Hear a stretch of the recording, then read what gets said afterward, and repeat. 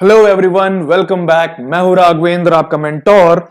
तो फाइनली आपकी आईसीएससी की डेट शीट आ गई है और अब आपकी कुर्सी की पेटी बांधने का समय आ गया है, क्योंकि अब बहुत कम समय बचा है। मात्र 60 डेज भी नहीं बचे हैं। आई थिंक 60-70 डेज जो बचे हैं। अब आप लोगों को क्या करना है, फुल फ्लेजेड एकदम एकदम कूद जाना है तैयारी के ऊपर, राइट। और क्या है, हम लोग ने ज्योग्राफी के वैसे भी कई सारे इंपॉर्टेंट चैप्टर्स खत्म कर लिए हैं। आज एक और इंपॉर्टेंट चैप्टर है जो कि नेचुरल वेजिटेशन है। बट आपको ये याद रखना चाहिए कि क्या है कि हमने एक प्लेलिस्ट बना दी है। ठीक है, हमने एक प्लेलिस्ट इसलिए बना दी है ताकि आपको कुछ ज्यादा दिक्कत ना हो। आप क्या करो, हमारी प्लेलिस्ट में जाओ, आप देखोगे कि नेचुरल वेजिटेशन अब हम लोग वन शॉट में क्या कर रहे हैं, पूरा थ्योरी एक्सप्लेन कर रहे हैं। बट हमने क्या किया है, वन शॉट में वीडियोस में आप देखोगे जाके प्लेलिस्ट पे, तो आप देखोगे कि क्या कहते हैं, हमने वन शॉट में क्वेश्चन आंसर्स, इंपॉर्टेंट क्वेश्चंस जो है वो भी कंप्लीट करवा दिए हैं।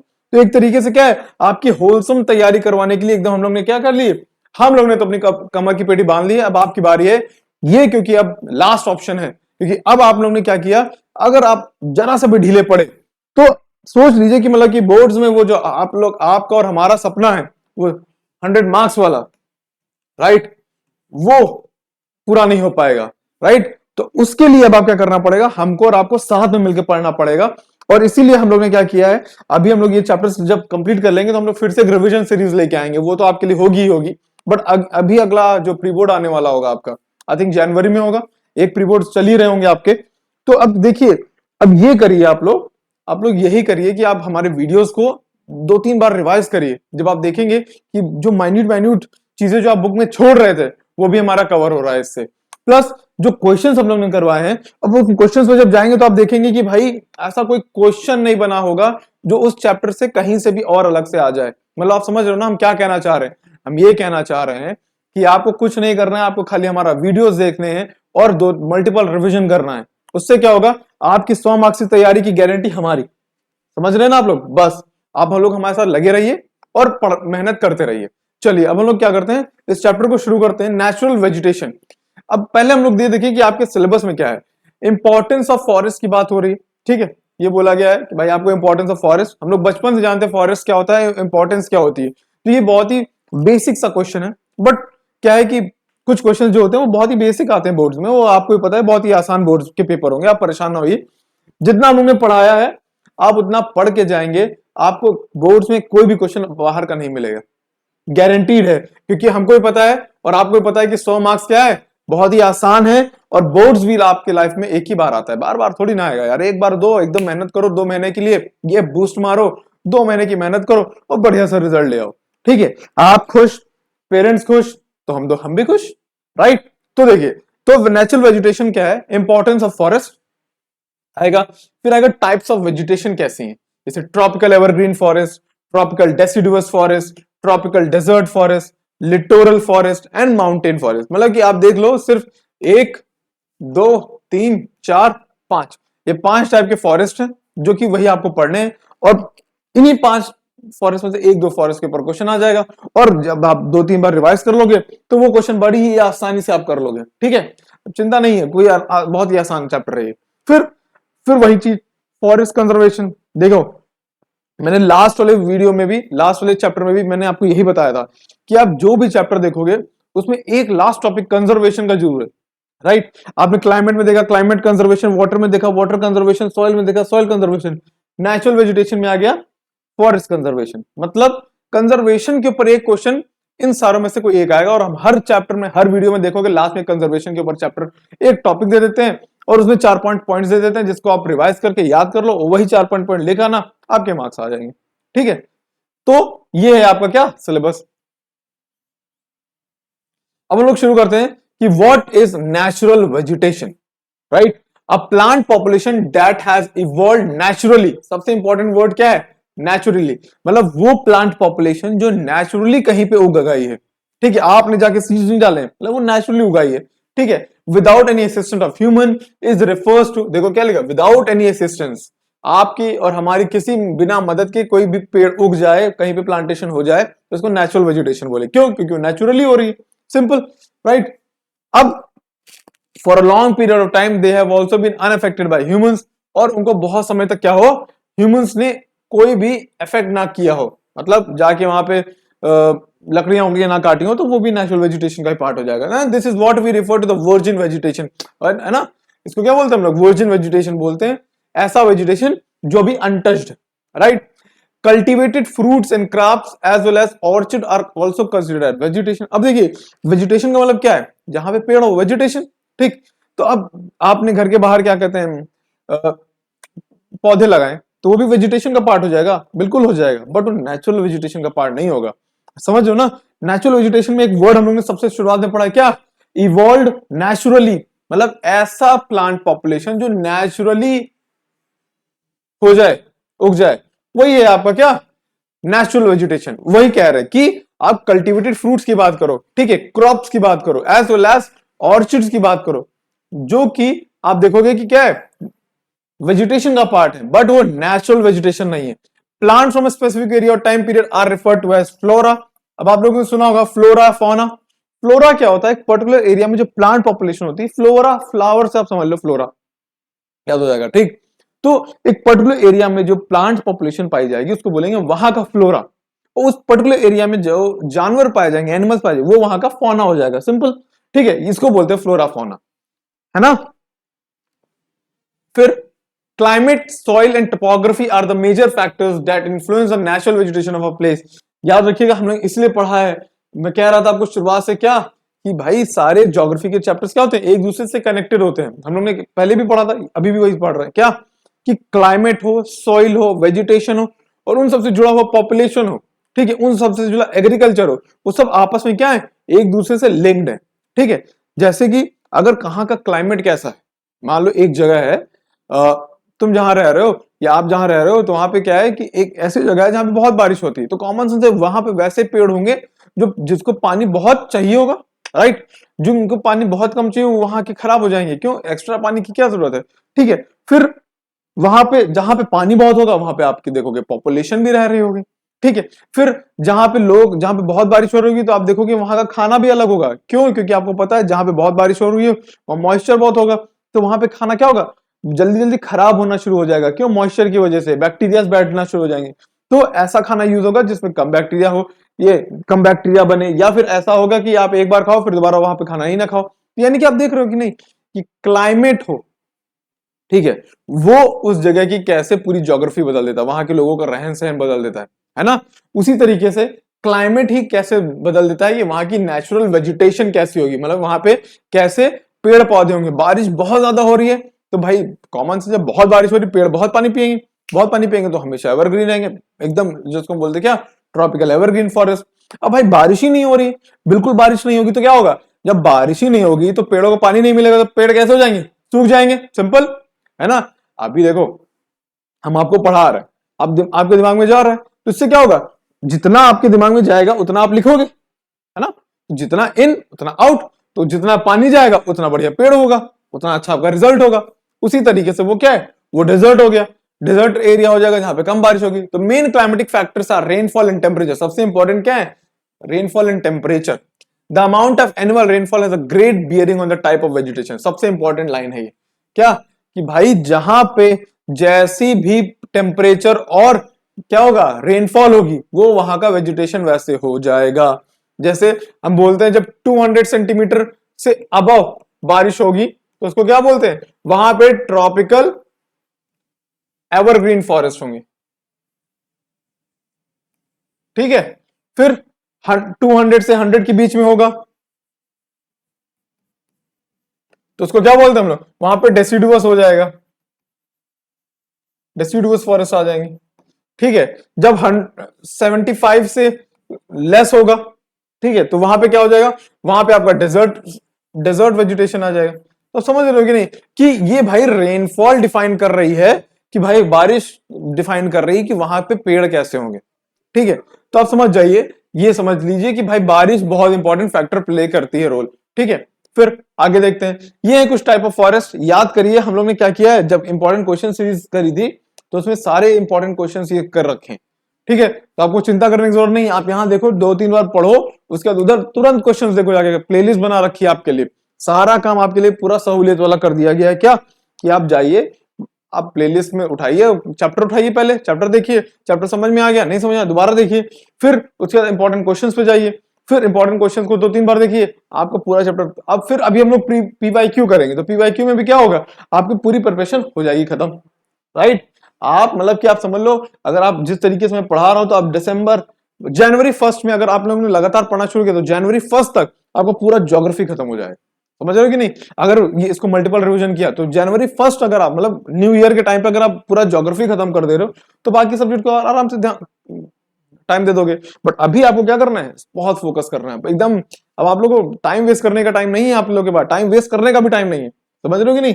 इसलिए शांति से पढ़ाई करिए। अब आप types of forest in India, types of forest in India की बात करें तो हमको पता है ट्रॉपिकल रेन फॉरेस्ट है, ट्रॉपिकल डेसिडुअस फॉरेस्ट है, माउंटेन फॉरेस्ट है, मैनग्रोव फॉरेस्ट है और थॉर्न फॉरेस्ट। देखिए अब बात करते हैं ट्रॉपिकल रेन फॉरेस्ट कहां है। ट्रॉपिकल रेन फॉरेस्ट इस जगह पे, ठीक, यहां पे है, यहां पे है, यहां पे लक्षद्वीप है, वहां पे है, यहां पे अंडमान है, निकोबार है, वो यहां पे, ठीक है। ये एरियाज किसके अंडर आते हैं, ट्रॉपिकल रेन फॉरेस्ट के अंदर आते हैं, ठीक है। क्यों, क्योंकि आप याद करिए हम लोग ने क्लाइमेट चैप्टर में पढ़ा था, क्या हम लोग ने क्या पढ़ा था कि भाई मॉनसून विंड्स किधर से आ रही हैं, मॉनसून विंड्स इस तरफ से आ रही है कि नहीं, जिसको हम लोग साउथ वेस्ट मॉनसून बोल रहे हैं। अब जब साउथ वेस्ट मॉनसून इधर से आ रही है ना, इधर से आ रही है, तो जब इधर से आएंगी तो सीधे यहीं पे टकरा रही थी, याद करो। तो यहीं पे क्या होगा, यहीं पे सबसे ज्यादा बारिश होगी, सबसे ज्यादा पानी होगा, तो वहां पे ट्रॉपिकल एवरग्रीन फॉरेस्ट हो गया। फिर याद करो, ये तो अरेबियन सी ब्रांच थी, है ना, ये कैसी ब्रांच थी, ये अरेबियन सी ब्रांच थी। फिर याद करिए एक बे ऑफ बंगाल ब्रांच भी थी, है ना। बे ऑफ बंगाल ब्रांच किधर से जा रही थी, बे ऑफ बंगाल ब्रांच इधर से जा रही थी। अच्छा भाई, तो ये देखिए यहां पे एंटर कर रही, तो सबसे पहले बारिश कहां होगी, इस एरिया में होगी, इस एरिया में हुई तो सबसे ज्यादा ट्रॉपिकल रेन फॉरेस्ट यहाँ पे पाया गया, ठीक है, समझ गए। फिर आता है आपका ट्रॉपिकल डेसिडुअस फॉरेस्ट, ये इंडिया में सबसे बड़ा फॉरेस्ट का रीजन होता है, ये पूरा एरिया ट्रॉपिकल डेसिडुअस का है।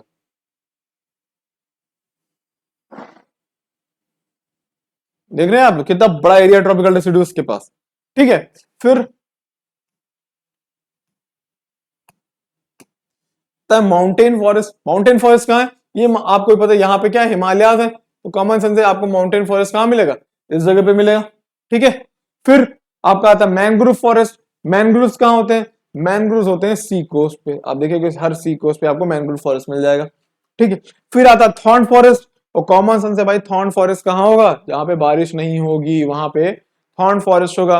और यहाँ बारिश क्यों नहीं हो रही है, याद करिए क्लाइमेट चैप्टर में हम लोग ने पढ़ाया था, कोई एक आदमी है, कोई एक इंसान है, कोई एक रिलीफ फीचर है ज्योग्राफी में, जिसकी वजह से पूरा क्या हो रखा है, ये डेजर्ट एरिया हो रखा है। क्या था वो, क्या था, याद आ रहा है कुछ, अरावलीज। अरावलीज यहाँ खड़े हैं कि नहीं, अरावलीज क्या कर रहे हैं, इस अरेबियन सी ब्रांच को इस तरफ जाने नहीं दे रहे, और यहां से निकाल देते तो ये पूरा एरिया कैसा हो जाता है, सूखा।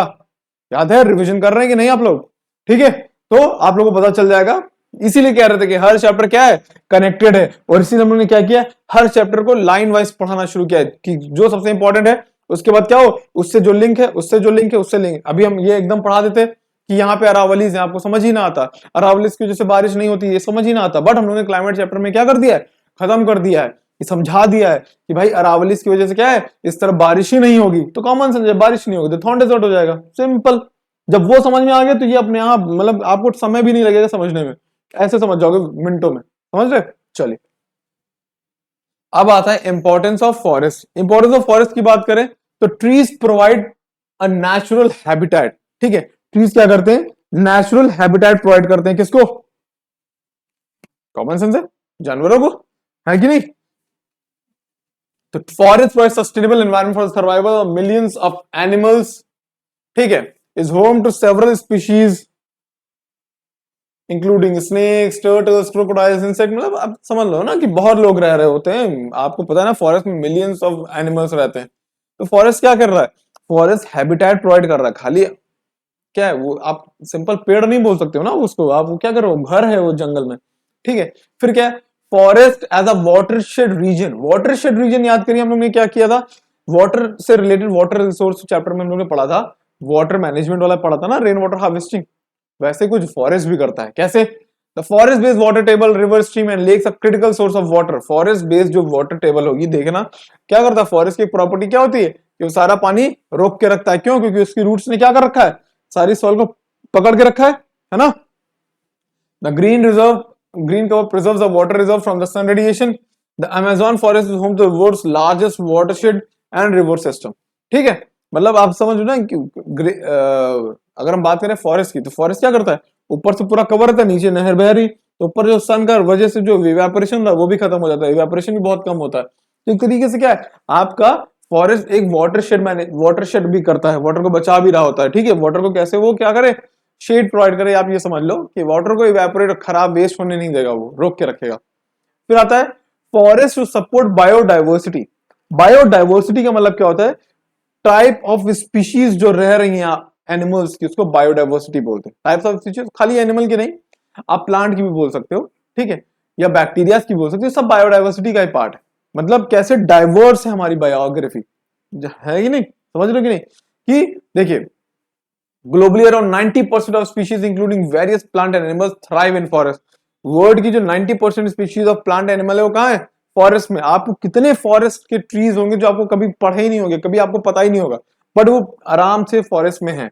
क्यों? क्योंकि आप समझो कि वो उनका नेचुरल हैबिटेट है कि नहीं, फॉरेस्ट। अब बात करते हैं, they offer necessary habitat and support to biodiversity. They are home to genes of biodiversity. Genes of biodiversity मतलब क्या, आप समझ रहे हो ना, कि कई एनिमल्स होंगे जो आपको सिर्फ और सिर्फ कहां मिलेंगे, जंगलों में मिलेंगे। उनकी वो एक तरीके से क्या है, एक अपनी पूरी पॉपुलेशन को वहीं कंजर्व करके रखे हुए हैं, है कि नहीं। अगर अभी वही पेड़ काट दो, पूरी पॉपुलेशन, हम बोलते हैं ना कि कुछ एनिमल खत्म हो गए दुनिया से। क्यों खत्म हो गए? क्योंकि हम लोगों ने जंगल काटना शुरू कर दिया, उनके घरों को खत्म कर दिया, तो कैसे रहेंगे, समझ रहे हो। तो ये काम कौन करता है, फॉरेस्ट। आप जितने ज्यादा जंगल देखोगे और जितना घना जंगल देखोगे, आपको उतनी अलग अलग वैरायटी के प्लांट्स दिख जाएंगे, समझ गए। तो ये हो गया importance.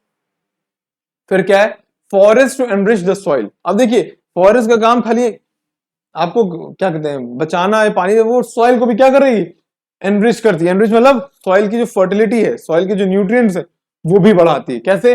Dead leaves and broken branches ultimately are converted to soil through the decomposition process. देखो मान लो अगर आप घर के बाहर हो, है ना, आप घर के बाहर देखो कोई लकड़ी है, पत्तियां हैं, उसको क्या करो, एक साइड में रख दो।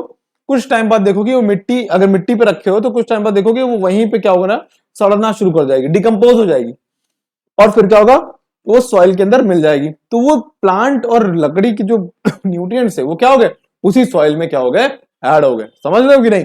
तो आपका डेड प्लांट्स और ब्रोकन ब्रांचेस क्या कर रही हैं, आपके सॉइल का डिकम्पोजिशन, वो लीव का डिकम्पोजिशन होने के बाद उस सॉइल के न्यूट्रिएंट्स को बढ़ा रही हैं। समझ रहे हो कि नहीं। चलो, microorganism present in the soil convert the biodegradable material to the simpler particles that can be utilized by the plant again।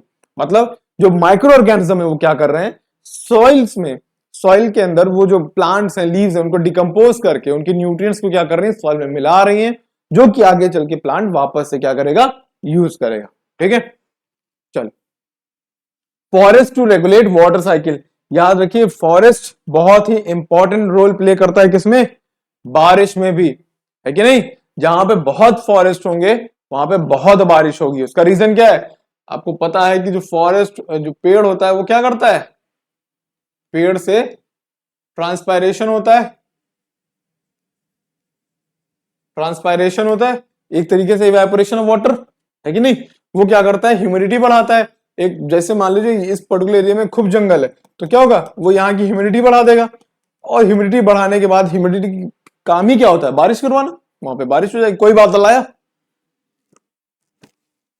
और उसने क्या किया, बारिश करवा दी। तो भाई आपका जो फॉरेस्ट है वो वाटर साइकिल को मेंटेन रखता है, आपके फॉरेस्ट जो है वो बारिश को करवाता है। देखो कैसे, forest important component for water cycle process, they regulate the evaporation, condensation and precipitation of the water. They also nourish the aquifers, thereby replenishing the groundwater supplies। मतलब आप समझ लो पूरी वाटर साइकिल, आप लोग ने बचपन में देखा होगा कि वाटर साइकिल क्या है, एक तरह से इवेपोरेट हो रही है, ऊपर जा रही है, फिर बादल बन रही है, और फिर बारिश हो रही है, फिर ये क्या होगा, फिर नदियों में मिल गया, फिर इवेपोरेट होगा। तो ये क्या है, एक पूरी साइकिल है, इसको क्या बोलते हैं हम लोग, वाटर साइकिल, सिंपल। तो फॉरेस्ट क्या करते हैं, इसमें बहुत इंपॉर्टेंट रोल प्ले करते हैं। कैसे, बारिश हुई, सोक किया उसने, किसने, आपके ट्री ने, उसके बाद क्या हुआ, ट्री से ट्रांसपायरेशन हुआ, ट्रांसपायरेशन से फिर वो एनवायरमेंट में गया, फिर एनवायरमेंट से बादल बन गए, फिर बारिश हुआ।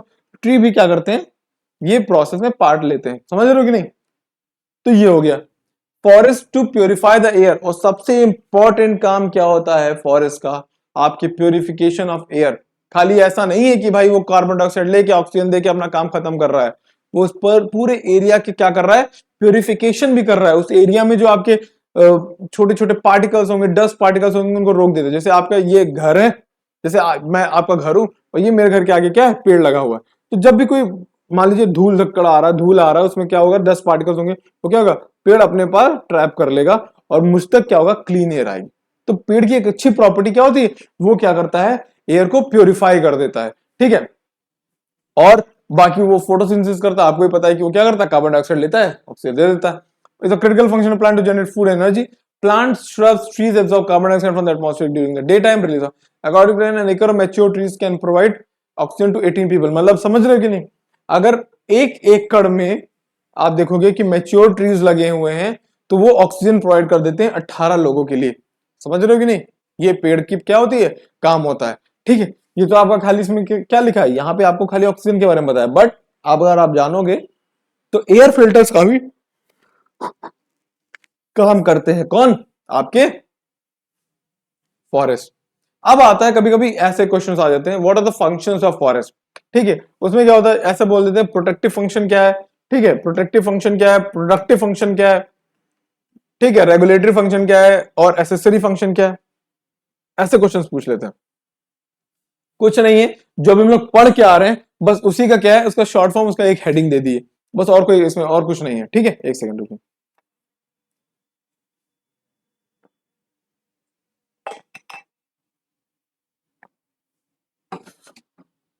अब नाम से पता चल रहा है क्या, प्रोटेक्टिव फंक्शन। प्रोटेक्टिव का मतलब क्या है, बचा रहा है। तो किससे बचा रहा है भाई, आपको फॉरेस्ट किससे बचा रहा है, एयर पॉल्यूशन से बचा रहा है, ठीक है। फॉरेस्ट किससे बचा रहा है, सॉइल इरोजन से बचा रहा है कि नहीं, और किससे बचा रहा है, और विंड इरोजन से बचा रहा है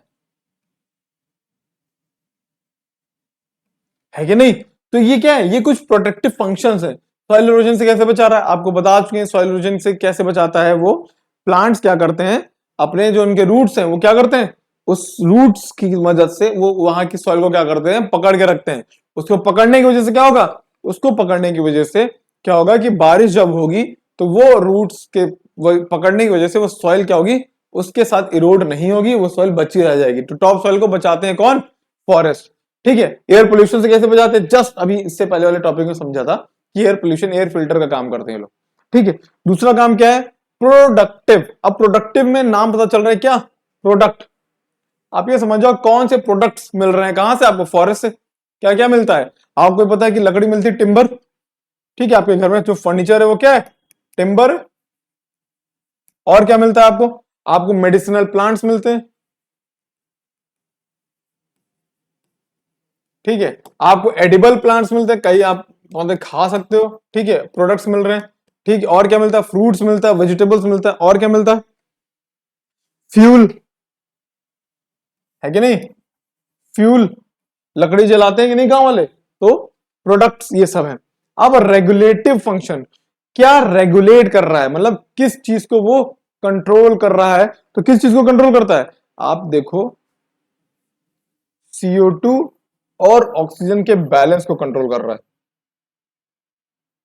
अगर ये पेड़ ना हो तो क्या होगा, ये पेड़ नहीं होंगे तो ये ऑक्सीजन का जो ऑक्सीजन की कमी हो जाएगी भाई दुनिया में, है कि नहीं। तो इस इम्बैलेंस को कौन चेक कर रहा है, forest as a regulative function, कैसे रेगुलेट कर रहा है, समझ गए। अब आता है एसेसरी फंक्शन। एसेसरी फंक्शन में क्या होता है, आप क्या देख रहे हो कि फॉरेस्ट क्या कर रहा है, हैबिटेट प्रोवाइड कर रहा है किसको, एक्सेस प्रोवाइड कर रहा है किसको, फ्लोरा और फाउना का।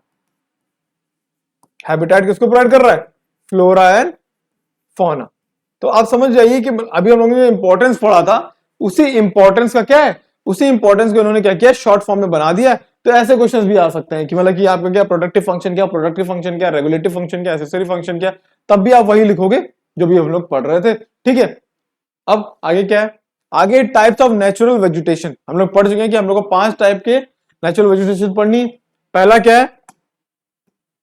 पहला है आपका ट्रॉपिकल एवरग्रीन रेन फॉरेस्ट, फिर दूसरा है डेसिडुअस फॉरेस्ट, फिर तीसरा है ट्रॉपिकल डेजर्ट, फिर है माउंटेन और फिर टाइडल और मैंग्रोव फॉरेस्ट।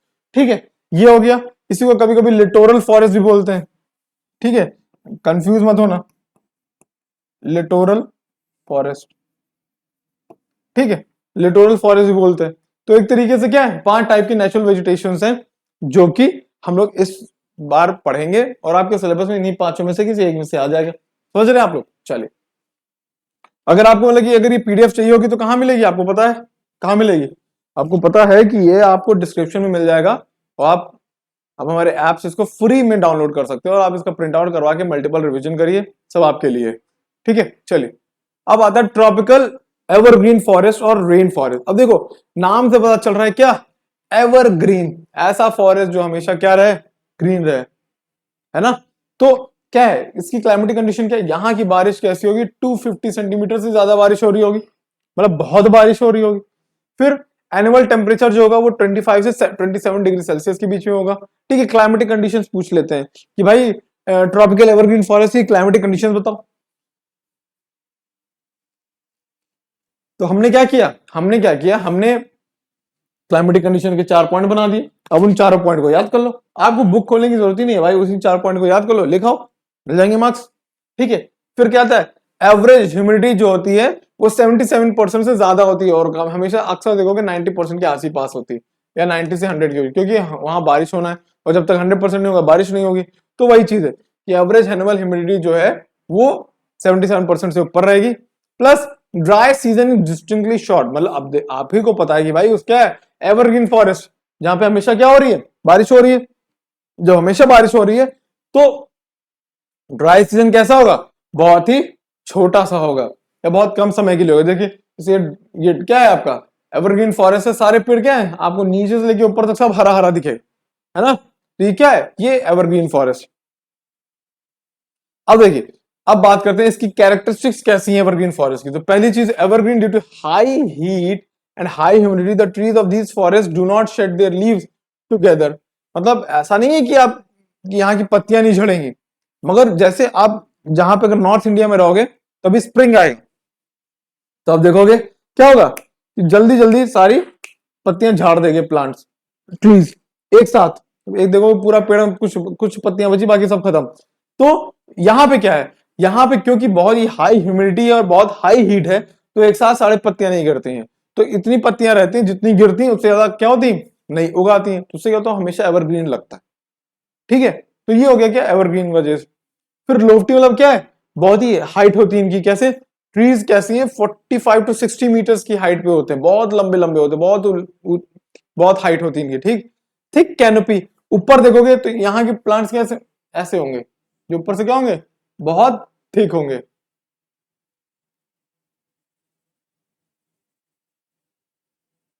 इतने थिक कि सन रेज नीचे तक ना आ पाए। नीचे वाले प्लांट्स फिर कैसे हो जाएंगे, नीचे वाले प्लांट्स को इनके ऊपर क्रॉल करके जाना पड़ेगा। क्रॉल करके मतलब आपको पता है यहाँ पे फिर बेल वाले पेड़ होंगे नीचे, क्या करेंगे वो ऐसे ऐसे करके ऊपर तक जाएंगे। ठीक है, तो एक तरीके से क्या है कि यहाँ पे इतना थिक हो जाता है, इतना थिक हो जाता है वो पेड़ कि भाई नीचे सनरेज ही नहीं जाती, तो नीचे के पौधे कैसे जिएंगे। तो उन्होंने क्या किया, बेल बन के ऊपर तक चले जाते हैं। ठीक है, चलिए फिर आता है less undergrowth. The sunlight can not reach the ground due to thick canopy. The undergrowth is found mainly of bamboos, ferns, climbers and orchids. Common sense है भाई, वही मैं कह रहा था ना कि भाई जब सनलाइट नीचे जाएगी नहीं तो नीचे कैसे प्लांट होंगे, जो क्लाइंबर्स है या फिर बैम्बू। आपको ही पता है बैम्बू क्या करेगा, एकदम से हाइट पकड़ेगा, बहुत ऊपर जाएगा। वो बैम्बू को क्या है, वो एक ग्रास है सिर्फ। चलिए डिस्ट्रीब्यूशन की बात करें तो कहां पे पाया जाता है, western sides of western Ghats. ठीक है, फिर some region of Purvanchal hills, Andaman and Nicobar island. हम लोग ने पहले पेज के मैप में देखा था कि भाई ये कहां पाया जा रहा है, वेस्टर्न घाट्स में पाया जा रहा है। अगर हम देखें तो हम लोगों ने क्या पढ़ा था कि ये है आपका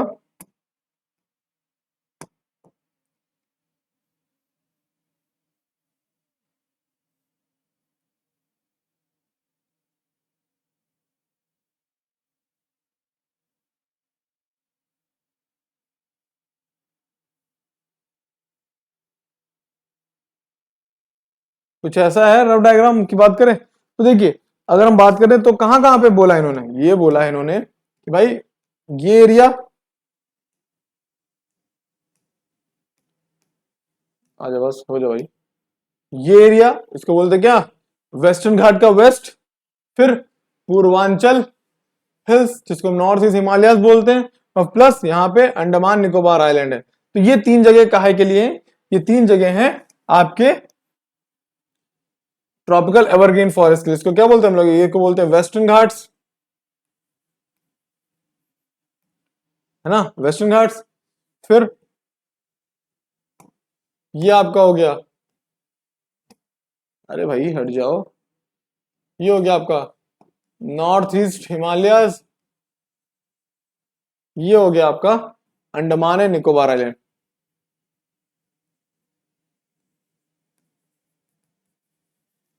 ठीक है, तो ये क्या हो गया, ये हो गया आपका tropical evergreen forest.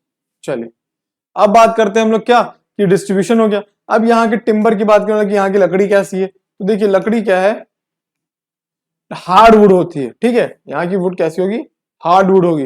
The timber of this forest is fine grained, hard and durable. इसलिए यहाँ की लकड़ी का क्या होता है कि it has a high commercial value but it is highly challenging to exploit due to the dense undergrowth and absence of pure stand and lack of transport facilities. देखिए आपको याद होगा कि हम लोग ने जब क्वेश्चन आंसर सीरीज में पढ़ रहे थे तो हम लोग ने प्योर स्टैंड का मतलब बताया था। प्योर स्टैंड का मतलब होता है जब एक ही पर्टिकुलर वैरायटी के प्लांट्स एक ही जगह पे पाए जाएंगे तो उनको बोलेंगे प्योर स्टैंड। जैसे ये एक पर्टिकुलर एरिया है जंगल का और हमको पता है कि इस एरिया में क्या है, सिर्फ आम के पेड़ हैं, अगर हम बोल दें तो ये क्या हो जाएगा, मैंगो प्योर स्टैंड हो जाएगा।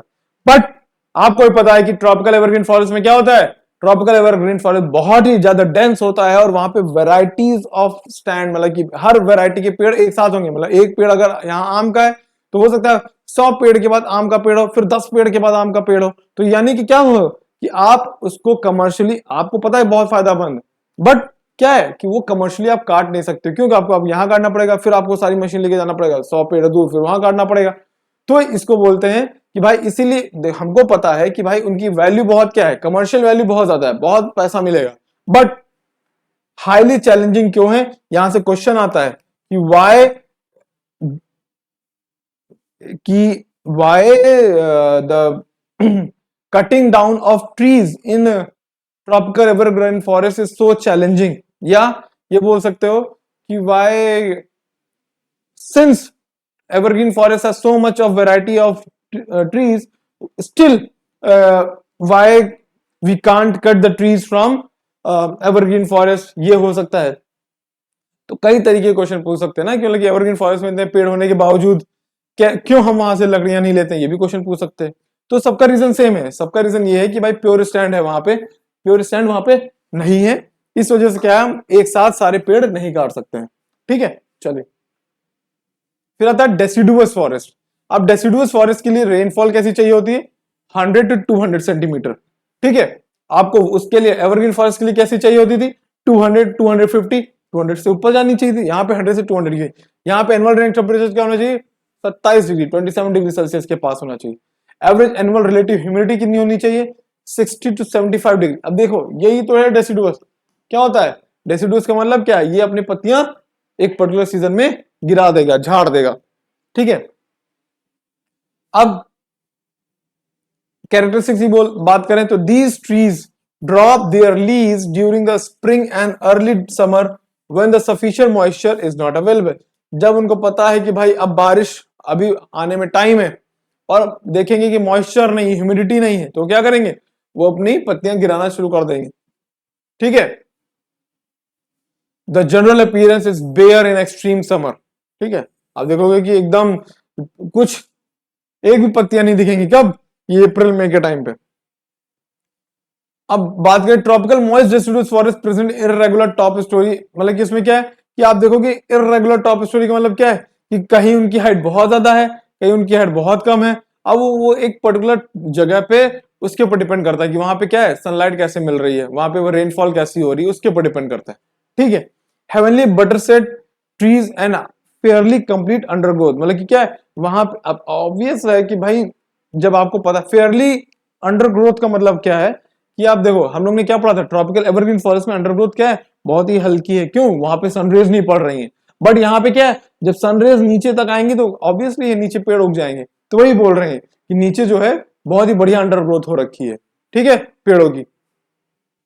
फिर क्या था, कहां कहां पाया जाता है, तो belt running along the Western Ghat surrounding the belt of evergreen forest, मतलब जहां जहां पे वेस्टर्न घाट्स में एवरग्रीन फॉरेस्ट होंगे उसी के बाद से क्या शुरू हो जाएगा, ट्रॉपिकल डेसिडुअस फॉरेस्ट, ठीक है। A strip of the Shivalik range including the Terai and the Bhabar, ठीक है, मणिपुर, मिजोरम, ठीक है, hills of Madhya Pradesh, Chhattisgarh and Chota Nagpur plateau, इन सब जगहों पे कौन सा फॉरेस्ट होगा, आपको पता है। हम लोग ने क्या पढ़ा था, हम लोग ने पढ़ा था कि ये एरिया है, कि हम लोग ने एक चीज और पढ़ी थी क्या, कि जब भी मानसून विंड्स जाएंगी तो पहले जहां पे बारिश कराएंगे धीरे धीरे क्या हो जाएगा, उनका पानी कम होता जाएगा। तो कॉमन सेंस यहां खूब बारिश करवा दी ट्रॉपिकल एवरग्रीन फॉरेस्ट, बस इसी के बाद क्या हो जाएगा, यहां से शुरू हो जाएगा आपका डेसिडुअस फॉरेस्ट। क्यों? क्योंकि आपको भी पता है कि आप यहाँ पे वेस्टर्न घाट्स की वजह से सारा पानी वहीं बारिश हो गई, इस तरफ पानी बहुत ही कम आया, तो ये सब जगह क्या हो जाएगा, ट्रॉपिकल डेसिडुअस फॉरेस्ट हो जाएगा। यहाँ पे भी है, ठीक है, तो ये सब क्या है, ये आपका ट्रॉपिकल डेसिडुअस फॉरेस्ट हो जाएगा। फिर बात करते हैं, these provide valuable timber like teak, याद रखिएगा टीक सबसे इंपॉर्टेंट टिम्बर है। टीक का इस्तेमाल क्या होता है, फर्नीचर्स में होता है, बहुत सारी चीजों में होता है, तो टीक बहुत ही इंपॉर्टेंट टिम्बर है, किसके लिए, हम सब के लिए। और ये कहां पाया जाता है, ये डेसिडुअस फॉरेस्ट में पाया, ठीक है। चलिए, the main species found in these forest are the teak, sal, laurel and rosewood, amla, jamun, bamboo, ठीक है। कौन कौन से, ये सारे पेड़ पाए जाएंगे जो आप लोग अगर नॉर्थ इंडिया में रह रहे हो, जो जो आप पेड़ अपने घर के बाहर देख रहे होगे, ये सब डेसिडुअस फॉरेस्ट के ट्रीज हैं, समझ गए आप लोग। हाँ, it is comparatively easy to exploit this forest due to high degree of gregariousness या प्योर स्टैंड, आप बोल सकते हो कि यहाँ पे आप क्या करोगे, बहुत ही आसानी से आप क्या कर सकते हो, पेड़ को कट कर सकते हो, क्योंकि यहाँ पे आपको बहुत ज्यादा प्योर स्टैंड मिल जाएगा। क्यों? क्योंकि यहाँ पे क्या है, एक ही टाइप के वैरायटीज ऑफ प्लांट एक साथ लगाए जाते हैं। आप देखोगे नॉर्थ इंडिया में क्या होता है, कई सारी बाग होती हैं, फलों की होती हैं, या आप देखोगे कई सारे पेड़ एक साथ लगे होते हैं, जैसे नीम के पेड़ खूब सारे एक साथ लगे, तो आप आराम से काट सकते हो, ठीक है। तो प्लस इस वजह से क्या होगा, यहाँ पे आपकी टीक जो होती है, जिसको हम टिम्बर की तरह काम करते हैं, टिम्बर का यूज करते हैं, तो बहुत यूजफुल है, ठीक है, समझ गए। फिर अब देखिएगा ये सब क्या है, ये सब क्योंकि आपको हो सकता है थोड़ा सा बोरिंग लगा, थोड़ा सा, वैसे तो है नहीं, क्योंकि अगर आपको क्योंकि बोरिंग हो ना हो आपसे कोई मतलब नहीं, आपको याद करना है, ठीक है। आप क्या करोगे, आप अगर आप क्वेश्चन आंसर सीरीज में जाओगे तो आपको पता चल जाएगा कि आप कहाँ लैग कर रहे हो। आप जहां लैग कर रहे होगे आप वह टॉपिक फिर से पढ़ लो, आपकी तैयारी हो जाएगी। मतलब आपको, आप समझ रहे हो ना, आपको स्मार्ट हार्ड वर्क तो करना ही करना है, हार्ड वर्क के साथ क्या करना है, स्मार्ट वर्क। स्मार्ट वर्क क्या होगा, कैसे इसको पढ़ो, तुरंत उसकी क्वेश्चन आंसर देखो, नहीं समझ आए फिर से रिवाइज करो, क्वेश्चन आंसर, एक भी क्वेश्चन आंसर नहीं छूटना चाहिए, ठीक है। और जब आप पूरा पढ़ लोगे तो आपसे एक भी क्वेश्चन आंसर छूटेगा भी नहीं, ठीक है। और फिर अगर आपको लगता है कुछ छूट रहा है तो कमेंट कर दो यार, आपको शॉर्ट में बना के दे देंगे, इसमें क्या है, आपके लिए तो है हम लोग, है कि नहीं। चलिए, it is comparatively easy to exploit this forest due to high, आप देखोगे प्योर स्टैंड है तो आराम से आप इसका क्या कर सकते हैं, यूज कर सकते हैं। अब आता है लिटोरल और स्वैम्प वाटर, ठीक है, इसी को आप मरीन फॉरेस्ट भी बोल सकते हो, मरीन फॉरेस्ट भी बोल सकते हो, मतलब कई सारे नाम है मरीन फॉरेस्ट।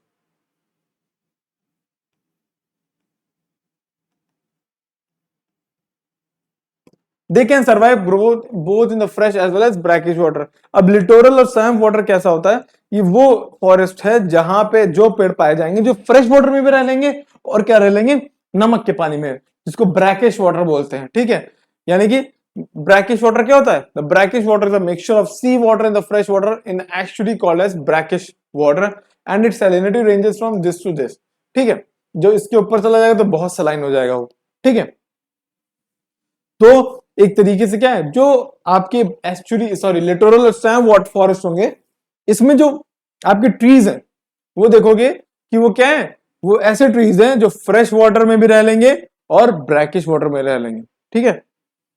चलिए, occurs in and around deltas, याद रखिएगा डेल्टाज जहां जहां बनेंगे, क्रीक्स जहां जहां बनेंगे वहां पे होगा। अब क्रीक्स और डेल्टाज कहां बनते हैं, याद करिए, हम लोगों ने क्या पढ़ा था, जहां जहां पर रिवर्स होंगी वो क्या करेंगी, वहां वहां डेल्टा बनाएंगी, हम लोगों ने पढ़ा है। जैसे ये यहां से क्या निकली, गंगा निकली, चल जा भाई, अच्छा ओके। आपको पता है यहाँ से क्या निकली, गंगा निकली, फिर यहाँ से यमुना निकली, इसमें मिल गई, यहाँ से ब्रह्मपुत्र निकली, और यहाँ पे क्या किया, यहाँ पे डेल्टा बना दिया। यहाँ से आपको पता है कि क्या, महानदी निकली, उसने डेल्टा बना दिया। यहाँ से आपको पता है गोदावरी निकली, उसने डेल्टा बना दिया। कृष्णा, ठीक है, कावेरी, इन लोगों ने क्या बनाया, यहाँ यहाँ डेल्टा बनाया। तो हम लोगों ने जो सबसे पहला मैप देखा था, याद करिए, इन्हीं जगहों पे क्या है, इन्हीं जगहों पे आपके मैंग्रोव फॉरेस्ट हैं। याद करिए वो मैप जो हम लोगों ने पढ़ा था अभी स्टार्टिंग में ही, उसे देखो मैंग्रोव फॉरेस्ट यहीं पे पाए जाएंगे। ठीक है, इन्हीं को क्या बोलते हैं हम लोग, man littoral forest, marine forest, इन्हीं को हम लोग क्या बोल सकते हैं, मैनग्रोव फॉरेस्ट। इन्हीं को हम लोग क्या बोलते हैं, मैनग्रोव फॉरेस्ट। ठीक है, swamp forests are confined to the deltas of the Ganga and Mahanadi and Godavari, Krishna and Kaveri। अरे मतलब वही जो हम लोग ने भी बनाया, ये गंगा, महानदी, कृष्णा, कावेरी, गोदावरी, सिंपल, सॉरी, गोदावरी, कृष्णा, ये महानदी, फिर ये कृष्णा, गोदावरी, कृष्णा, कावेरी, इन सब में भी क्या है, इन सब जगह पे आपके यही डेल्टास बन रहे हैं, और यही डेल्टास पे क्या बनेगा आपका स्वयं फॉरेस्ट। समझ गए? बस यार समझना ही क्या है, बस एक बार समझ लो, एक बार मैप में समझ लो, उसके बाद तो आ ही गया आपको। फिर क्या है, dense mangrove forest all along the coast line in the sheltered estuaries, tidal creeks, brack water. अच्छा क्रीक्स क्या होती है, क्रीक्स क्या होती है, ये क्या होता है, सी वाटर में जब अंदर तक कहीं कहीं दरारें आ जाती है, उसमें पानी भरा रहता है, मगर ये दरारें छोटी पतली नहीं होती, बहुत बड़ी बड़ी होती है, इनमें शिप्स चल सकती हैं, इनको क्रीक्स बोलते हैं। ठीक है, तो आप देखोगे अगर देखोगे मैप में तो ये गुजरात है, गुजरात में यहाँ पे देखोगे कई सारे क्रैक्स पड़े होंगे। ठीक है, अगर मैप में देखोगे तो यहाँ पे कई सारे क्रीक्स होंगे, एक सबसे इंपॉर्टेंट क्या है, सर क्रीक करके है कुछ। ठीक है, तो यहाँ पे कई सारी क्रीक है। ठीक है, जो इंडिया पाकिस्तान जिसके पीछे लड़ा करता है, तो वो कहाँ है, वो आपके गुजरात के बॉर्डर पे देखोगे तो कई सारे क्रीक्स हैं जो सी में बनते हैं। ठीक है, तो क्रीक पे भी आप देखोगे कि टाइडल फॉरेस्ट। ठीक है, तो अगर हम बात करें tidal back water, salt marshes, mud flat, it provide useful fuel wood. ठीक है, the most pronounce in the densest is the Sundarban in the Ganga. याद करिए हम लोग सुंदरबन डेल्टा की बात की थी, सुंदरबन डेल्टा कहाँ है, सुंदरबन डेल्टा ये यहाँ है, कहाँ है, ये यहाँ पे।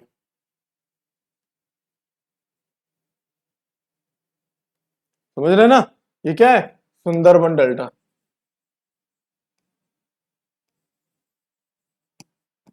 यही है आपका सबसे बढ़िया डेल्टा, जहां पे आप देखोगे बहुत थिक आपको क्या मिलेगा, स्वयं फॉरेस्ट मिलेगा। कौन सा, देखिए क्या लिखा है, the most pronounce and the densest is the Sundarban in the Ganga delta where the predominant species is सुंदरी।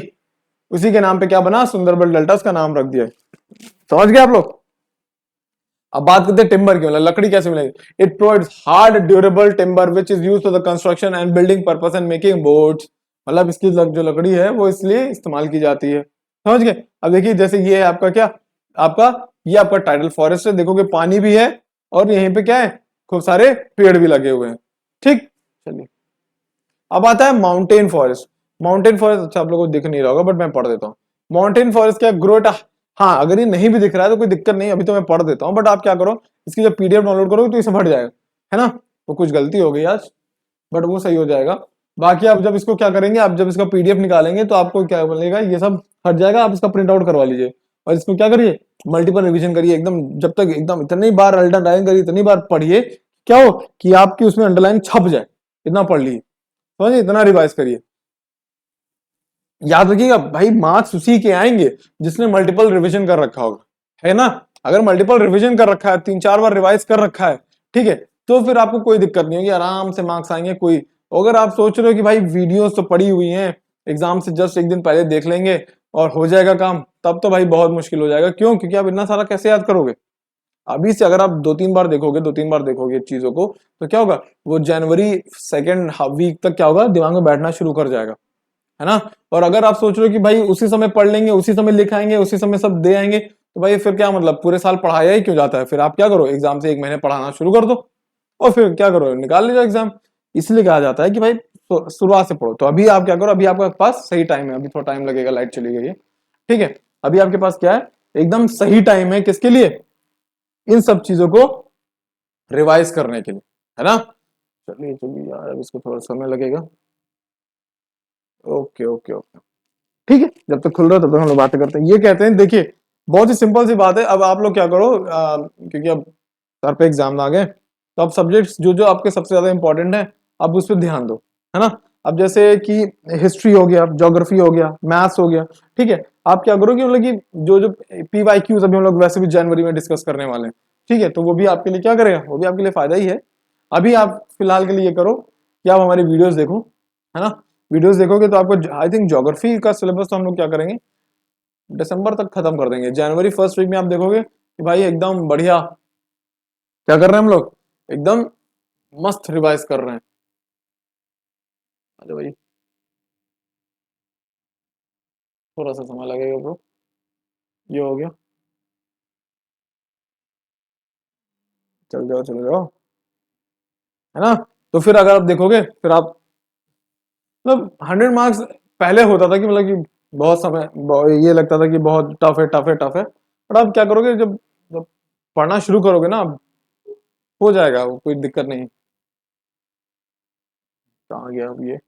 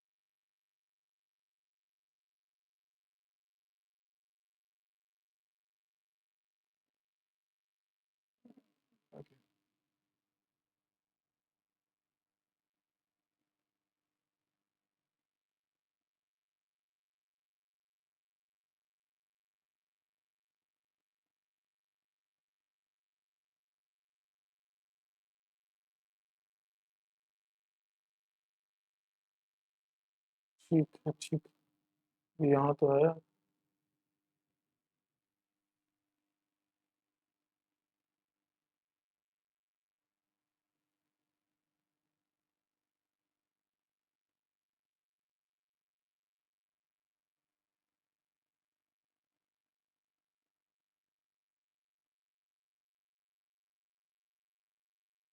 क्या करें फिर?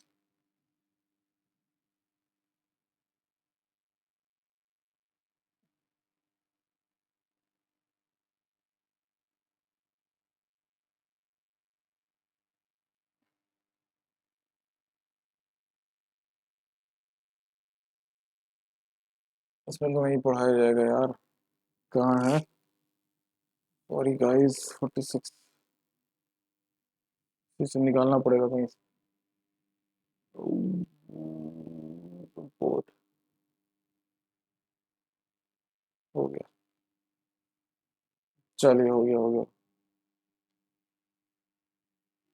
ठीक ठीक ठीक ठीक ठीक, ट्रॉपिकल, हम लोग माउंटेन फॉरेस्ट पे आ गए, राइट। माउंटेन फॉरेस्ट पे आ गए, सॉरी सॉरी गाइस। 46, 48,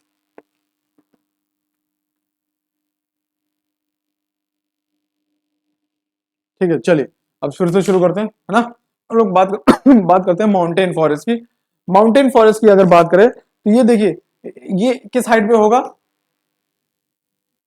ये आपको 1800 से 3000 मीटर्स की हाइट पे क्या मिल जाएगा, माउंटेन फॉरेस्ट मिल जाएगा, ठीक है। यहाँ पे मीन एनुअल रेनफॉल क्या होगी, मीन एनुअल रेनफॉल यहाँ पे 150 से 300 सेंटीमीटर के बीच में होगी। अब देखिए, जैसे ये आपका माउंटेन है ना, तो कॉमन सेंस से भाई कुछ जब मानसून विंड्स या क्लाउड आ रहे होंगे तो नीचे बहुत ज्यादा बारिश करवाएंगे, तो धीरे धीरे जब ऊपर उठेंगे तो बारिश इनकी कम होती जाएगी। यहाँ पे देखोगे अलग टाइप की फॉरेस्ट है, यहाँ पे देखोगे अलग, मतलब आप सबसे बढ़िया क्या है कि माउंटेन में देखोगे आपको हर टाइप ऑफ फॉरेस्ट मिल जाएगा। सबसे बेस पे जाओगे तो आपको हो सकता है एवरग्रीन फॉरेस्ट मिल जाए, फिर धीरे ऊपर जाओगे तो डेसिडुअस, फिर और ऊपर जाओगे तो हो सकता है आपको क्या मिले, माउंटेन फॉरेस्ट मिले। और ऊपर जाओगे क्योंकि वहां पे बारिश नहीं हो रही है, हो सकता है वहां तक बादल ना पहुंचे, तो आप देखोगे वहां डेजर्टेड एरिया है, तो मतलब एक माउंटेन पे भी आप पूरा वेजिटेशन देख सकते हो। बाकी फिलहाल के लिए देखो माउंटेन फॉरेस्ट क्या है, ये वहां पाया जाएगा, ठीक है। मीन एनुअल टेम्परेचर यहाँ पे क्या होना चाहिए, 100 से 14 डिग्री सेल्सियस के बीच में होना चाहिए। क्यों? क्योंकि यहाँ पे वही पेड़ उग सकते हैं जो इस टेम्परेचर को बियर कर सके। भाई कम टेम्परेचर सारे पेड़ नहीं सह सकते ना। आप सोचो कि वो जो पेड़ जो नॉर्थ इंडिया में प्लेन में रहते हैं उनको आप माउंटेन के टॉप पे लगा दो, नहीं हो पाएगा, दिक्कत हो जाएगी इसको। ठीक है। एवरेज रिलेटिव ह्यूमिडिटी क्या होनी चाहिए, 80% के आसपास होनी चाहिए। अब कहाँ कहाँ देखो, higher hills of Tamil Nadu, Kerala, in the eastern Himalayas, ठीक है, in the eastern Himalayan region, या आपका हिमालयाज पे ही बोल लो, ये सब कहाँ पाए जाएंगे, माउंटेन फॉरेस्ट ही तो है। जो फॉरेस्ट आपको हिमालयाज पे दिखते हो कैसे फॉरेस्ट है, माउंटेन फॉरेस्ट। ठीक है, चलिए फिर दीज आर कैरेक्टरिस्टिक बात, these are close evergreen forest. देखो इनको भी क्या बोल सकते हैं, भाई मैं कह रहा था ना, आप देखोगे एकदम साउथ में देखोगे, एकदम नीचे देखोगे डाउनवर्ड, तो आपको एवरग्रीन फॉरेस्ट दिख जाएंगे वहां। फिर ट्रंक्स हैव लार्ज गर्थ, ठीक है, ट्रंक्स कैसी होंगी, बहुत चौड़ी होंगी। ठीक, branches are clothed with mosses, branches में देखोगे वो मॉसेस मतलब क्या होता है, वो आप छाल बोल सकते हैं, या वो जो छोटे छोटे वो लकड़ी के, सॉरी घास के क्या होंगे, परत होगी, उसको मॉसेस बोल सकते हैं। ठीक है, एल्गी होता है एक तरीके से, एल्गे फंगाई। ठीक है, फिर the trees really achieve height of more than 6 metre, बहुत ही छोटी हाइट होती है। कौन कौन से इंपॉर्टेंट ट्रीज है, कौन कौन से, देवदार, चिलौनी, इंडियन चेस्टनट, बर्च, प्लम। ठीक है, ये सब कुछ क्या है, इंपॉर्टेंट ट्रीज हैं, स्पीशीज हैं जो है पाए जाते हैं। अब आता है ट्रॉपिकल थॉर्न डेजर्ट के बारे में। Tropical thorn desert common sense से वही होगा जहां पे 75% से कम, 75 सेंटीमीटर से कम क्या हो रही होगी, बारिश हो रही होगी। ठीक है, ह्यूमिडिटी क्या है, ह्यूमिडिटी 50%, ह्यूमिडिटी क्या होनी चाहिए, लेस देन 50%, और मीन टेम्परेचर क्या होना चाहिए, ये 25 से 30 डिग्री सेल्सियस तक मीन टेम्परेचर होना चाहिए। फिर टेम्परेचर की बात करें, the trees are low, trees क्या है 6 से 10 मीटर की हाइट पे, एंड वाइडली स्कैटर्ड। आपको एक पेड़ यहां मिलेगा तो हो सकता है कुछ दूरी के बाद आपको पेड़ मिलेगा, जैसे यहाँ पे देखो डायग्राम में देखो, तो एक पेड़ यहाँ है, फिर एक पेड़ यहाँ है, फिर एक पेड़ यहाँ, मतलब साथ साथ नहीं है, कुछ कुछ दूरी पे है। ठीक है, फिर the Indian wild date is a common, wild dates जिसको हम लोग क्या बोलते हैं, इंडियन खजूर जिसको बोलते हैं ना, आप देखोगे खजूर, खजूर एक आप लोग खाते हैं, इंडियन खजूर होता है जिसको इंडियन वाइल्ड डेट्स बोलते हैं, वो भी पाया जाता है यहाँ पे। ठीक है, क्यों, क्योंकि उसको भी पता है, वो आपको भी पता है वो थॉर्नी है, आपने देखा नहीं कि वो पेड़ कैसा होता है, थॉर्नी होता है, निकले होते हैं ऐसे ऐसे करके। ठीक है, और क्या वो ड्राई डेजर्ट में, ड्राई कंडीशन में आराम से क्या कर सकता है, रह सकता है। आपका ये जो नॉर्दर्न इंडिया में रह रहे हैं प्लांट्स, वो थॉर्नी, वो सॉरी, ये डेजर्ट एरिया में नहीं रह सकते हैं, उनके लिए अलग वेजिटेशन होगी। ठीक है, वही चीज है ना, हम लोगों ने शुरुआत में क्या पढ़ा था, ये तो पढ़ा था कि भाई जैसी वहां की रेनफॉल होगी वहां की वेजिटेशन वैसी होगी, समझ गए। चलिए अब बात करते हैं डिस्ट्रीब्यूशन, तो कहां कहां, Rajasthan, south west Punjab, western Himalaya, sorry Haryana, here they degenerate into desert type in the Thar desert। अब देखिए क्या है कि यही जो आपकी थॉर्न डेजर्ट है, वो थॉर्न टाइप की फॉरेस्ट है, वो धीरे धीरे क्या हो जाएगी, डेजर्ट टाइप में बदल जा रही है धीरे धीरे। कैसे कि आप देखो एक पर्टिकुलर एरिया में क्या है, थॉर्नी फॉरेस्ट है, फिर उसके आगे देखेंगे कि और बारिश कम हो रही, तो वहां पे क्या होगा, ये फॉरेस्ट और कम हो जाएंगे, बहुत ही स्कैटर्ड हो जाएंगे, एक पेड़ यहाँ है तो एक पेड़ बहुत दूर है। ठीक है, और बीच में कुछ कैक्टस के पेड़ है, मतलब यही वही ये कह रहे हैं कि ये क्या हो जाए, डीजनरेट, मतलब फिर टाइम के साथ डीजनरेट हो जाएंगे, मतलब कि क्या हो जाए, और ये क्या बन जाएंगे, डेजर्ट टाइप ऑफ फॉरेस्ट। ठीक है, such forest grow in the leeward side of the Western Ghat. Leeward side क्या होता है, आपको पढ़ा चुके हैं, जैसे हम लोग का ये वेस्टर्न घाट्स है, इधर से आपकी क्या आ रही थी, इधर से आपकी मानसून विंड्स आ रही थी, तो ये क्या होगा, इसको बोलते हैं हम लोग क्या, इससे टकराएंगी और यहाँ बारिश करवाएंगी, और इस इधर बारिश नहीं होगी, तो ये क्या होगा, इसको बोलते हैं हम लोग क्या, विंड वर्ड साइड। जो साइड विंड के सामने होगा उसको विंड वर्ड बोलेंगे, जो साइड विंड के अपोजिट होगा उधर क्या होगा, वो होगा आपका लीवर्ड साइड, है ना, वो क्या होगा, लीवर्ड साइड, इसको क्या बोलते हैं हम लोग, लीवर्ड साइड। तो विंडवर्ड साइड खूब बारिश होगी, लीवर्ड साइड बिल्कुल बारिश नहीं होगी या बहुत कम बारिश होगी, तो उधर भी आप क्या देखोगे, थॉर्नी फॉरेस्ट होंगे, क्योंकि बारिश ही नहीं हो रही, पानी नहीं भाई। ठीक है, the important species of bamboo, बबूल, कैक्टी, कैक्टस जिसको बोलते हैं। ठीक है, अब forest and environment forest affect the environment in the following veg.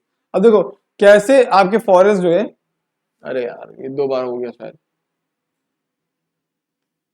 कैसे फॉरेस्ट हमारे एनवायरमेंट को अफेक्ट कर रहे हैं। पहली चीज, they play important in controlling the humidity, temperature and precipitation, हम लोग पढ़ चुके हैं कि वो क्या कर रहे हैं, हमारी ह्यूमिडिटी प्रेसिपिटेशन को मेंटेन कर रहे हैं। They help in maintaining the purity of air by absorbing carbon dioxide, air को प्योर कर रहे हैं कैसे, कार्बन डाइऑक्साइड को एब्जॉर्ब करके। ठीक है, they control soil erosion, soil degradation, prevent droughts and flood. ये सब हम लोग डिस्कस कर चुके हैं, यहाँ पे भी डिस्कस कर चुके हैं, सॉइल इरोजन सॉइल चैप्टर में भी कर चुके हैं, क्वेश्चन आंसर सीरीज में भी कर चुके हैं। मतलब हम लोग ने हमने खुद ही आपको ये 3-4 बार पढ़ा दिया है, तो ये पॉइंट्स क्या होने चाहिए अब तो एकदम ऐसे दिमाग में होने चाहिए। अगर आपने यही 2-3 बार देख लिया होगा, अगर आप अभी तक हमारी सारी वीडियोस देखते आ रहे होंगे, तो मुझे तो लगता है आपको अब तक याद भी हो गया होगा। क्यों? क्योंकि भाई 3 बार तो हमने नहीं पढ़ा दिया। रिवीजन होता है ना, 3 बार होना चाहिए, 3 बार तो हमने करवा दिया। तो 3 बार जब आप अपनी तरफ करोगे तो टोटल 6 बार हो जाएगा। तो 6 बार होने का मतलब समझ रहे हो, एग्जाम में क्वेश्चन आया, आपने लिख दिया सीधे 100, हाँ सीधे 100 नहीं लिखना है, सीधे आंसर लिखना है, 100 तो मिलेंगे। ठीक है, चलिए। Forest help in water percolation. Water क्या जाता है, नीचे जाता है कि नहीं, तो उसको क्या बोलते हैं, पर्कुलेट करता है। जैसे बारिश हुई, सॉइल से नीचे जाएगा तो पर्कुलेशन हो जाएगा, उसको पर्कुलेशन बोलते हैं। ठीक है। डिकेड लीव्स, जो लीव्स सड़ जाती हैं, ठीक है, वो क्या करती हैं, ह्यूमस प्रोवाइड करती हैं, और जिसकी वजह से क्या होता है, सॉइल फर्टाइल हो जाता है। ह्यूमस क्या होता है आपको ही पता है, हम लोग ने सॉइल चैप्टर में पढ़ा है, अपर लेयर होती है जो कि बहुत ही फर्टाइल होती है, right. They provide habitation to plant and animals, flora and fauna जिसको बोल रहे हैं ना, कि वो क्या कर रहा है कि प्लांट को हैबिटेट प्रोवाइड कर रहा है, रहने के लिए घर दे रहा है। चलिए, many factors have resulted in the depletion of forest cover. ठीक है, कौन कौन से फैक्टर्स हैं जिन्होंने क्या किया है कि हमारे फॉरेस्ट कवर को क्या किया है, डिप्लीट, कम करने की कोशिश की। पहला क्या है, डिफॉरेस्टेशन। सबसे इंपॉर्टेंट क्या है, डिफॉरेस्टेशन। हमने क्या किया है, बहुत सारे पेड़ काट दिए। फिर क्या है ये क्यों हुआ, rapid growth of population result in the clearing of land for cultivation activities.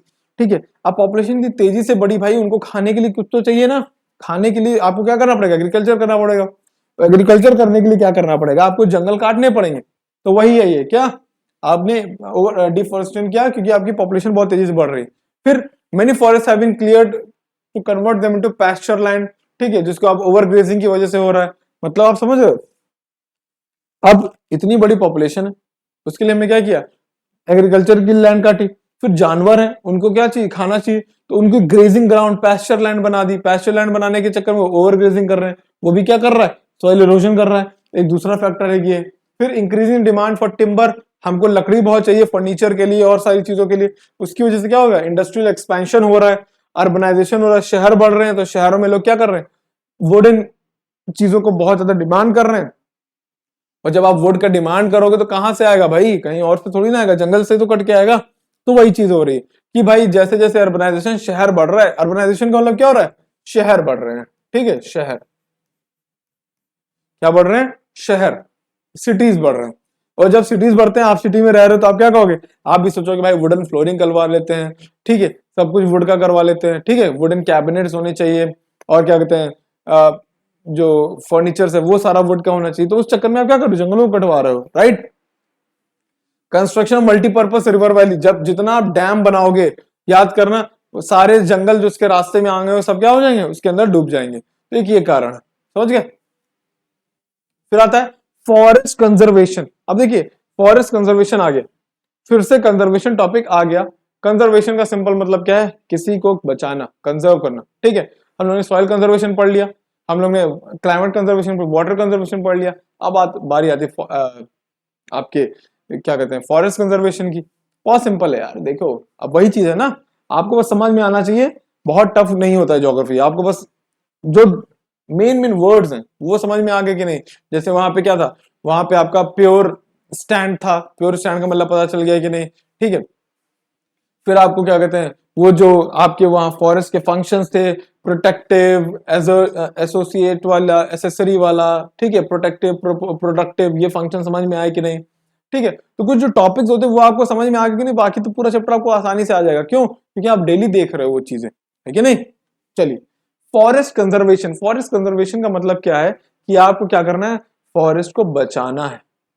ठीक है, तो does not mean the denial of use. Forest conservation का इसका मतलब ये नहीं है कि आप जंगलों का इस्तेमाल ही बंद कर दो, कि भाई कल की आज अब ये हो रहा है कि भाई फॉरेस्ट कंजर्व करना है, तुमने कहा कि नहीं नहीं फॉरेस्ट कंजर्व करना है, अब कोई भी फर्नीचर का काम नहीं होगा, अब कोई भी लकड़ी का काम नहीं होगा।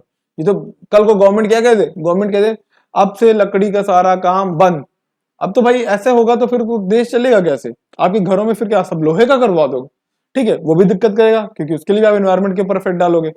ठीक है, तो सॉइल कंजर्वेशन का मतलब ये नहीं कि आप उसका यूज कम कर दो, बंद कर दो, इसका मतलब ये, but rather the proper use without causing any adverse effect on our economy and environment. मतलब आप लकड़ी का प्रॉपर यूज करिए ताकि उसका एडवर्स इफेक्ट ना पड़े हमारे एनवायरमेंट के ऊपर। ठीक है, आपको पेड़ चाहिए, आप लो, आप 100 पेड़ लो, 1000 पेड़ लो, बट उस 1000 पेड़ लेने के बाद कहीं पे 1000 पौधे लगाओ, तो उससे क्या होगा, इधर आपने लिया उधर आपने दे दिया, तो ये बराबर हो गया, है कि नहीं। तो इसको बोलते हैं क्या कि आप फॉरेस्ट कंजर्वेशन की बात अगर ये करो तो किसी के मत बोलना लकड़ी इस्तेमाल करना बंद कर दो, वो नहीं करना है भाई। आपको क्या करना है, आपको जितने पेड़ों का इस्तेमाल करना है करो, बट ऐसा इस्तेमाल करो कि भाई इन्वायरमेंट के इफेक्ट ऊपर इफेक्ट ना पड़े। समझ गए। चलिए, it is the practice of planning and maintaining the forested area for the benefit and the sustainability of the future generation. मतलब ये एक ऐसा तरीका है फॉरेस्ट बचाने का ताकि हमारा भी काम हो सके और आने वाली जनरेशन को भी क्या मिले, पेड़ मिल सके। ऐसा ना कि आने वाली जनरेशन के भैया पेड़ क्या होता है, ओ चलो म्यूजियम में देख के आए, वैसा तो नहीं होना चाहिए ना। तो इसलिए क्या करना पड़ेगा, हमें फॉरेस्ट कंजर्वेशन करना पड़ेगा।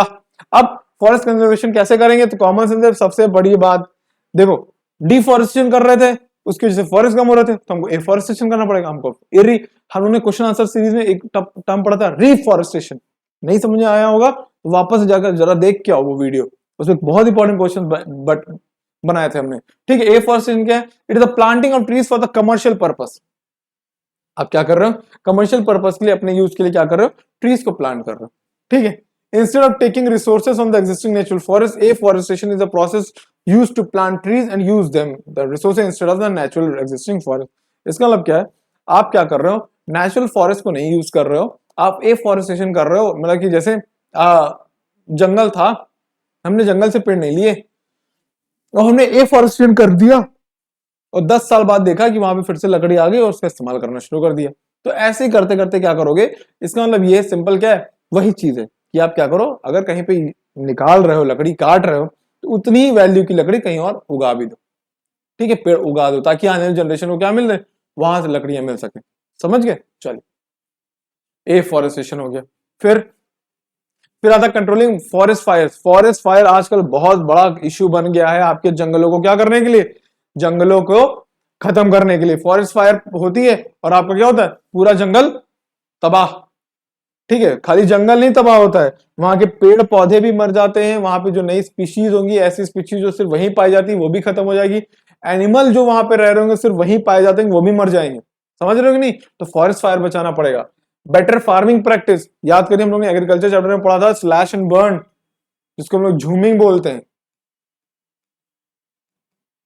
झूमिंग, इसमें क्या होता है, आप एक जगह पे पौधे उगाते हो और उसके बाद क्या करते हो, उस एरिया के जंगल को काट देते हो, एग्रीकल्चर करते हो, फिर कुछ टाइम बाद उस एरिया को छोड़ के कहीं और एग्रीकल्चर करने चले जाते हो। तो स्लैश एंड बर्न के चक्कर में आप क्या कर रहे हो, वहां के इंपॉर्टेंट पेड्स को भी काटे दे रहे हो। तो आपको क्या करना पड़ेगा, आपके ये जो टेक्निक्स हैं इनको खत्म करके नया प्रैक्टिस लेके आना पड़ेगा। Checking forest clearing for urbanisation, आपको देखना पड़ेगा शहर बनाने के चक्कर में आप भैया बहुत पेड़ तो नहीं काटे दे रहे हो सकता है भाई। देखिए, अगर किसी को शहर बनाना है, किसी को कहीं पे गवर्नमेंट को कहीं भी बिल्डिंग बनानी, तो वो तो भाई बस जैसे भी स्टार्ट करेगी जितने पेड़ खड़ा कर काटना शुरू कर देगी। बट आप देखो कि भाई रियलिटी में उतनी पेड़ों को काटने की जरूरत थी, ये आधे पेड़ काट के वहीं पे बिल्डिंग बनाई जा सकती थी। तो ये भी होता है। फिर यही चीज है कि क्या, कि आपको देखना पड़ेगा कि अगर कहीं जंगल है, ठीक है, वहां पे आप पेड़ वो आप अपना सिटी बना रहे हो, तो उस सिटी बनाने के बाद जितने पेड़ कटे तो उसी के अमाउंट के पेड़ क्या करो, उस सिटी के चारों तरफ लगा दो। वो 2-3 काम करेंगे, एक तो वो फिल्टर का काम करेंगे, दूसरा वो बारिश करवाएंगे, तीसरा काम वो जो आपके पेड़ खत्म हो गए तो उसका एक तरीके से बैलेंस क्रिएट करेंगे। तो बहुत फायदे हैं उसके। ठीक है, तो ये हो गया। फिर आता है national forest policy. National forest policy क्या है, ऐसी कई पॉलिसीज होती है जो गवर्नमेंट लेके आती है ताकि क्या कर सके, ताकि वो फॉरेस्ट को बचा सके। ये फॉरेस्ट पॉलिसी 1952 वाली है जो सबसे पहली बार हमारी क्या हुई थी, अडॉप्ट हुई थी। अभी बहुत सारी नेशनल फॉरेस्ट पॉलिसीज चल रही हैं।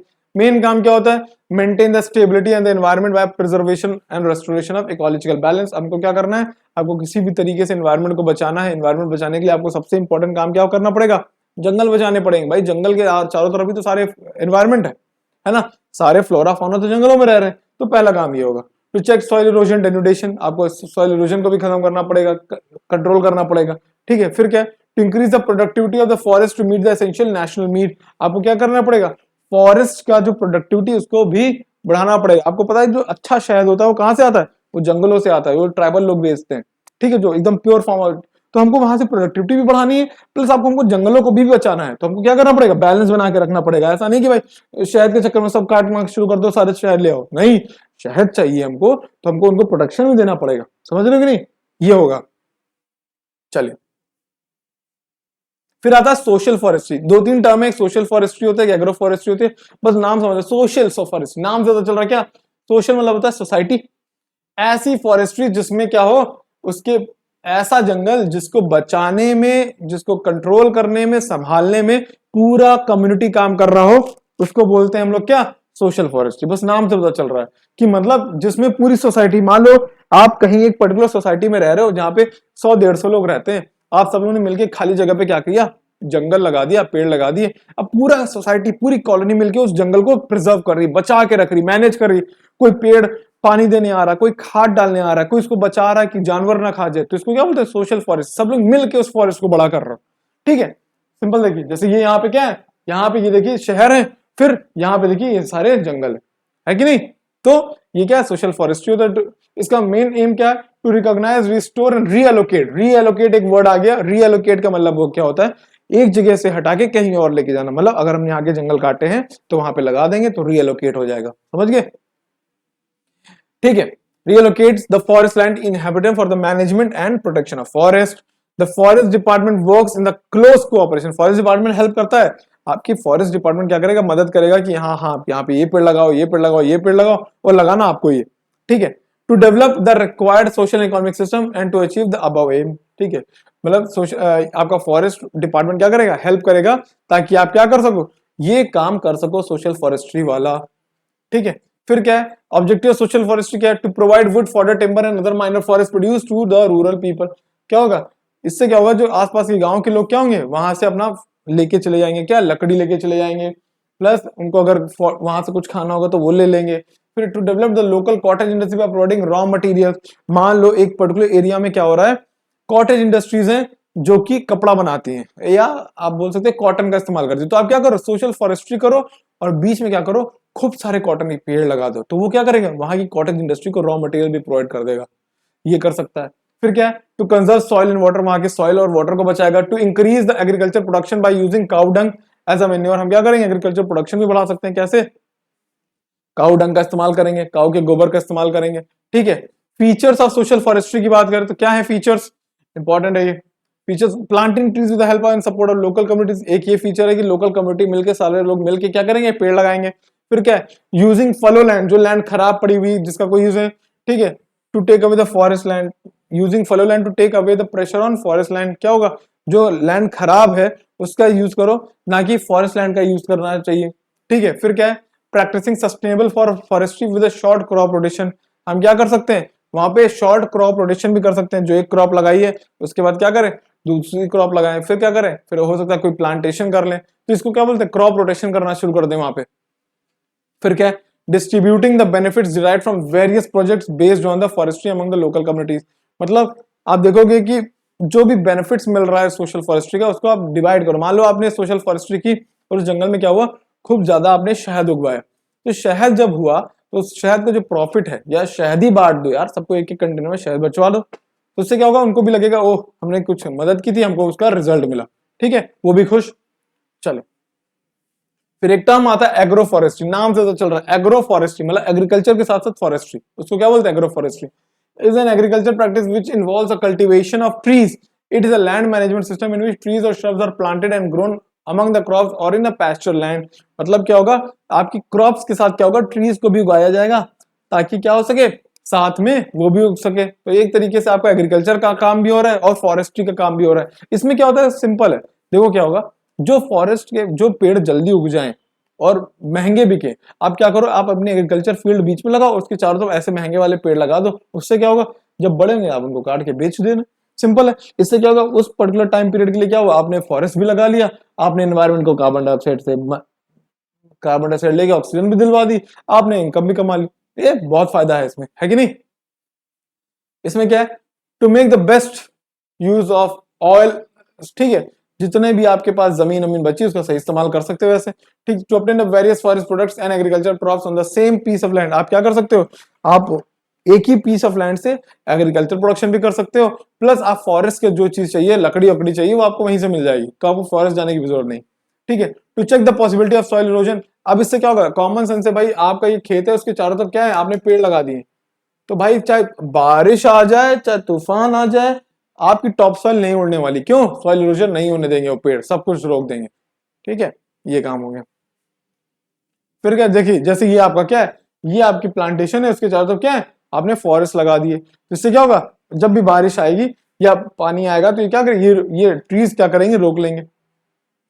In traditional forestry, only trees are grown. However, in agroforestry, trees along with crops are planted. Agroforestry is also able to withstand the pressure of increasing population, unlike the traditional forestry. Agroforestry is a scientific system of managing land with the help of local community, which is absent in the traditional forestry. Traditional forestry का मतलब क्या है, simple पेड़ लगा के आ जाओ। कभी कभी क्या होता है, गवर्नमेंट क्या कहती, आज हमने 1 करोड़ पेड़ लगाए, तो क्या करती, वहां एक खाली जगह पे जाके पेड़ लगा के आ जाती, फिर उससे उसका कोई मतलब नहीं, वो अपने आप उगेगा होगा, उगेगा नहीं उगना होगा, नहीं उगेगा, बट उसको ट्रेडिशनल फॉरेस्ट्री बोलेंगे। बट यहाँ एग्रो फॉरेस्ट्री में, सोशल फॉरेस्ट्री में क्या है, आपकी ड्यूटी बन गई है, भाई हमने लगाया है तो हम ही इसको बड़ा करेंगे, समझ रहे हो कि नहीं। तो ये है दोनों में अंतर, क्यों, क्योंकि इस फॉरेस्ट्री में, एग्रो फॉरेस्ट्री में लोकल कम्युनिटीज भी काम कर रही है, मगर ट्रेडिशनल फॉरेस्ट्री में कोई कम्युनिटी काम नहीं कर रही होती है, गवर्नमेंट अपना लगा के चल देती है, बारिश होगी, पानी मिलेगा, उगेगा, नहीं उगना होगा, अगले बार हम फिर कह देंगे और 20 लाख एक्स्ट्रा लगा देंगे और कह देंगे हमने इस साल 1 करोड़ 30 लाख पेड़ लगाए, समझ रहे हो कि नहीं, बस ऐसा होता है। अब इस चैप्टर में आप, आई थिंक आप लोगों को कुछ नहीं बचा है ना। अब आप देखोगे कि ये चैप्टर खत्म हो गया है ऑलमोस्ट, है ना, ऑलमोस्ट क्या खत्म ही हो गया है, प्लस क्या कहते हैं, आप क्वेश्चन आंसर सीरीज पे जाओगे, आपको बहुत हेल्प मिलने वाली है। आप याद रखिएगा कि इसका पीडीएफ डाउनलोड कर लीजिएगा हमारे आईसीएससी कनेक्ट ऐप से। उसके बाद, क्योंकि अब देखिए, अब आपके पास समय बचा नहीं है बिल्कुल भी, है ना, अब सिर्फ आपके पास 2 महीने बचे हैं, 2 महीने में आप जितना खींच पाएंगे आपके लिए बढ़िया है। आपको कितने आसानी से 100 मार्क्स दिलाने हैं वो हमारी हेडेक, हम वो दिलवाएंगे, बट आप क्या करो, आप मेहनत करो, आप हमारे साथ जुड़ो, आप पीडीएफ डाउनलोड करो, पीडीएफ पढ़ो, रिवाइज करो, मल्टीपल रिवीजन करो, क्वेश्चन आंसर सीरीज देखो, कोई डाउट हो कमेंट सेक्शन में वो बताओ, ठीक है। बाकी अभी 1-2 चैप्टर्स और बचे हैं जो आपके लिए जरूरी हैं, बाकी फिर उसका टोपो शीट और मैप करके फिर क्या करेंगे, फिर हम लोग रिविजन क्लास पे आ जाएंगे, ठीक है। उसमें हम लोग प्रीवियस ईयर क्वेश्चंस देखेंगे और आपका मतलब सही हो जाएगा, फिर कोई दिक्कत नहीं होगी, है ना। बाकी आप लोग बाकी सब्जेक्ट्स पे भी ध्यान देते रहिए। चलिए, तब तक